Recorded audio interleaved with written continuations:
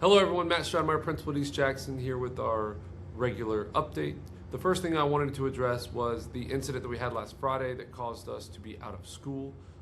Primarily, I really wanted to discuss the importance of being connected on Parent Square, and I wanted to bring some clarity to the fact that if you as a parent want to receive text message updates, you've got to go into your settings and actually select text messages. Otherwise, you're going to receive the default method, which for many of you is probably email. And I know that especially right before school, we're not always checking our email.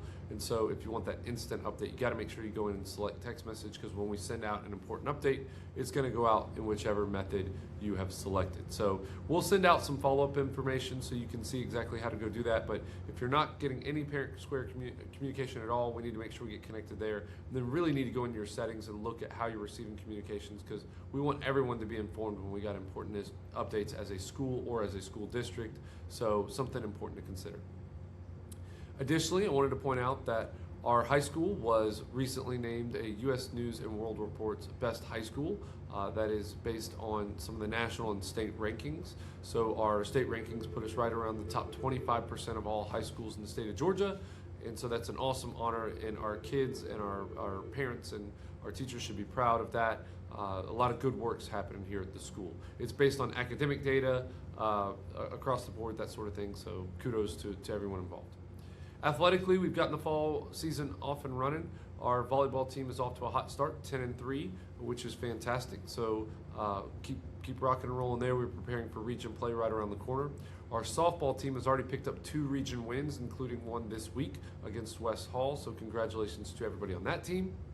And then additionally, we've got our first home football game tonight. Look forward to seeing everybody there. Super excited. We had a very good showing in the scrimmage last week, so we're hoping to see that through tonight in our first regular season game. Also want to say good luck to all of our cross-country runners. We host a huge meet here tomorrow morning, and so that kicks off their season as well. Additionally, this morning, we were able to recognize our seniors at Senior Sunrise. Had some poor weather at first. We had to audible and adjust, but it ended up being absolutely beautiful. Able to get our kids out on the field and got a really cool picture of that. I know our seniors were excited. We were able to cook out and enjoy some breakfast with that too. So looking forward to recognizing our seniors repeatedly throughout the year. Additionally, in regard to seniors, wrapping up senior portraits. So we do have some students who still have not scheduled their picture. We've got to get your senior picture. It's very important that we've got it for the yearbook 1 and for graduation 2. We use it in both those, and we know that we're still missing a few, so we'll be reaching out to those individuals. Additionally, the underclassmen portraits are right around the corner, Tuesday, August 25th, and so we want to make sure that everybody's here. Again, we've got to capture your picture to be able to put it in the yearbook, so make sure that you get that taken. We also want to introduce a new recognition that we're trying this year. So we want to congratulate all of our students who earned an academic letter or earned a passing score on an AP exam last year. So we are sending out invites today to those students to recognize them next Friday, August 28th. It'll be a quick little ceremony in the morning starting at 8 a.m. right after our football pep rally in Kettle Court. And then we'll basically recognize those students and then get them back to class, that sort of thing. But wanted everyone to be aware of that.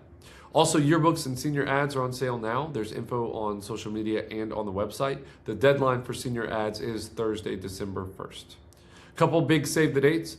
Our Eastside Fall Festival is Thursday, October 22nd from 5:30 to 7:30. That's here on this campus. That's become a huge event for us. We'd love for people to get involved. Ms. Borsa's email has been posted out there. If you want to help sponsor a trunk or help in any way possible, you can reach out to her. Also, we have recently announced the class of 2027 graduation. It is Saturday, May 22nd at 10 a.m. at Aikens Ford Arena. So that it was a wonderful ceremony the last couple of years there. We're looking forward to recognizing this year's class there as well.